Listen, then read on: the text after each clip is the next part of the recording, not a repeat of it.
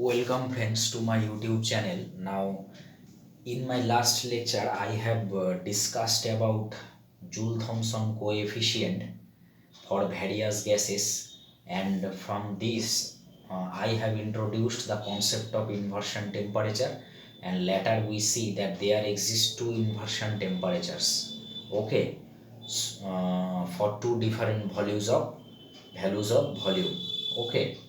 So now in our today's lecture, at first I am going to discuss the basic differences between JT effect and adiabatic process. Okay, so let's start.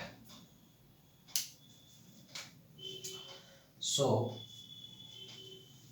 today's lecture I shall going to discuss the difference between JT process and adiabatic expansion and this is very important. Okay, so what is the first basic difference? The first basic difference is that in JT process, okay, we all see that in JT process enthalpy remains constant, okay, that is H remains constant in Joule-Thomson process, enthalpy. Whereas in adiabatic process we all know entropy remains constant. Okay, so this is the first basic difference, that in Joule-Thomson process enthalpy remains constant. For this reason it is called isoenthalpic process, and in adiabatic process entropy remains constant. Okay, the second basic difference is that JT process is irreversible. JT process is irreversible process. That means this process can never be retraced in the opposite direction. This is an irreversible process, that means can never be retraced in the opposite direction. Whereas adiabatic process is a reversible process. Adiabatic process is a very reversible process, so that it can be retraced in the opposite direction. So here one has to remember that adiabatic process is called a reversible process when it is performed slowly. Remind it, when these processes, isothermals and adiabatic processes, are performed slow manner, then it is called reversible process. Okay, so this is the second difference. Okay, now while studying the JT porous plug experiment, that we have seen that in that particular case work is done on the gas as well as work is done by the gas. Both are happened in JT process. Initially the piston performs some work on the gas, and then the gas performs on the piston. So in JT process work is done on the gas and also by the gas. Okay, but in adiabatic expansion work is done always by the gas. Okay, because in expansion process work is done by the system, and in compression work is done on the system, and since we are talking about expansion, so work is done by the gas. Okay, so for adiabatic expansion work is done by the gas. Okay, so this is the third basic difference. The fourth basic difference is that in case of a adiabatic expansion always cooling is produced. We all know that during adiabatic process no heat enters or leaves the system, so work must be done at the expense of own internal energy of the gas. So as internal energy decreases, temperature also decreases for perfect gas. So in adiabatic expansion cooling is always produced. Okay, So in adiabatic expansion,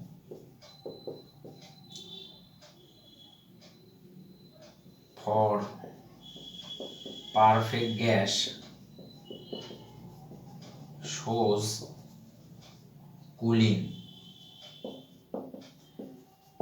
and also we have seen that for a perfect gas there is no JT effect. Okay, so for perfect gas there is neither heating or cooling. Okay, for a perfect gas,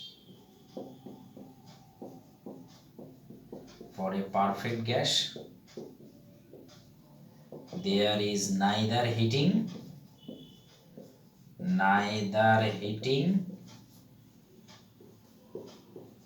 nor cooling. Okay, so these are the basic differences between JT process and adiabatic process. First of all, JT process enthalpy remains constant, and in adiabatic process entropy remains constant. JT process is irreversible. That means reverse process cannot be conducted or cannot be retraced in the reverse direction. Adiabatic process is reversible when performed slowly. Actually, when performed slowly. Okay, in JT process we all know the both phenomena takes place. Work is done on the gas and also by the gas. But in adiabatic expansion, work is always done by the gas. And adiabatic expansion for a perfect gas always show cooling. We all know it. But for a perfect gas there is neither heating or cooling.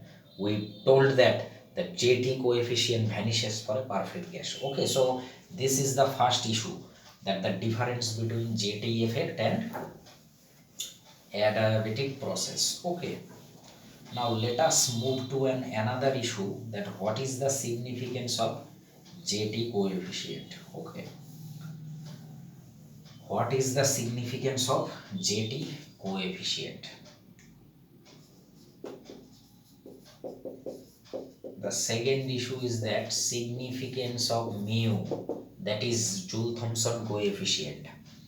Okay, so in order to find out the importance of mu, let us first try to understand that, let us try to assume that enthalpy of a system is a function of pressure and temperature, because mu is a mu is a measure of increase in temperature per unit pressure,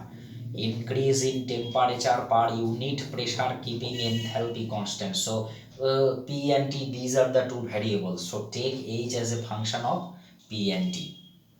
So since dH is a perfect differential, del H del P T dP plus del H del T P dt. Okay, this is the first line.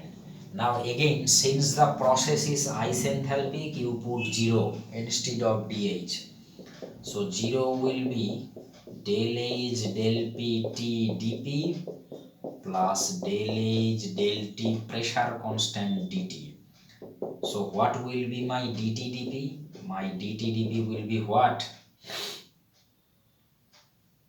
Minus del H del P temperature constant, and del H del T pressure constant means Cp. This means Cp. How? Because H equals to U plus PV. So dH will be du plus PdV plus VdP, and du plus PdV means TdS. Okay, so what will be my del H del P temperature constant? This is del H del T pressure constant. Pressure constant means T into this term will be 0, del S del T pressure constant, so this is Cp. So in a simple way, in this way we can prove that del H del T pressure constant means Cp. So you can put here Cp. Fine. So more general, you can write mu, this is equals to minus 1 by Cp. You split this term, that is you write U plus PV instead of this. So there we can split this in as two terms. So minus 1 by Cp del del P PV T. Okay, so thus we see that JT coefficient can be expressed as the sum of two terms. The first term represents the deviation from, this is Joule's law, and the second term represents the deviation from Boyle's law, because here PV is involved and T constant. This is internal energy involved. So first term represents the deviation from Joule's law and the second term represents the deviation from Boyle's law. So this is the significance of mu, that is JT coefficient can be expressed as the sum of two terms. Okay, so mu can be written as the sum of two terms. Fine. The first represents the deviation from Joule's law and the second represents the deviation from Boyle's law. Fine. So this is the significance of mu. Okay, so this is the second issue of today. Now we shall going to discuss a problem. Okay, we shall going to discuss a numerical problem, that is we have to show that mu s, this is equals to mu plus v by cv. What is mu s? Mu s means del t del p s constant.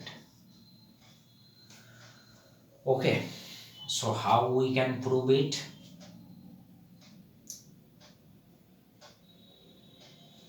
Okay, now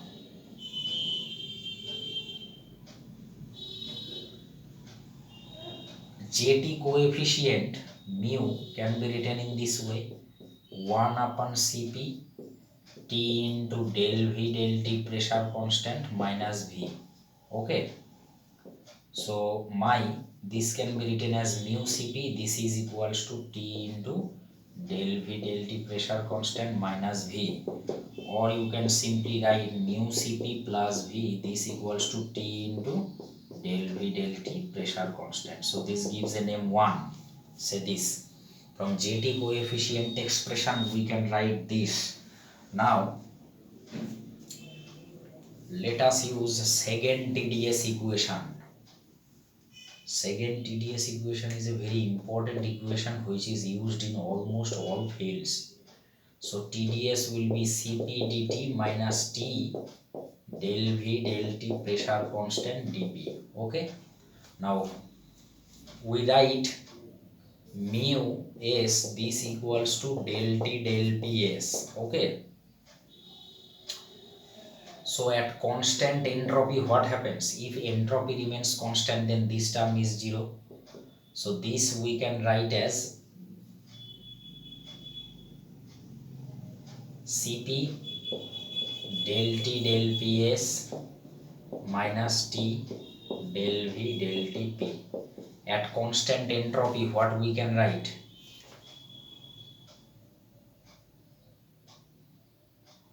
Or you can say, if you divide this term by dP, then T ds dP plus Cp dt dP minus T into del V del T pressure constant, then you apply constant entropy. At first, if you divide this equation by dP and then assume that at constant entropy you can write this. Okay, so from which we can easily write Cp, this is mu s, this equals to T into del V del T pressure constant. Okay, so you can put this value of this, so this becomes this. So what will be my mu s? That is mu plus V by Cp. Simple. Okay, you use second TDS equation, then divide this equation by dP and then apply the constant entropy condition, then you will find this. So this value if substitute in previous equation will yield the result this. Okay, so this is a very simple and interesting problem. Okay, Okay, dear guys, if you like my videos, then kindly subscribe my channel. Okay, you will find the BSc classes here in my channel. Okay, so kindly subscribe it. So this is up to what today. Now in my next lecture, I shall going to start one of the most powerful methods of producing very low temperature. That is the most important method, adiabatic demagnetization, that I will start in my next class. Okay, thank you.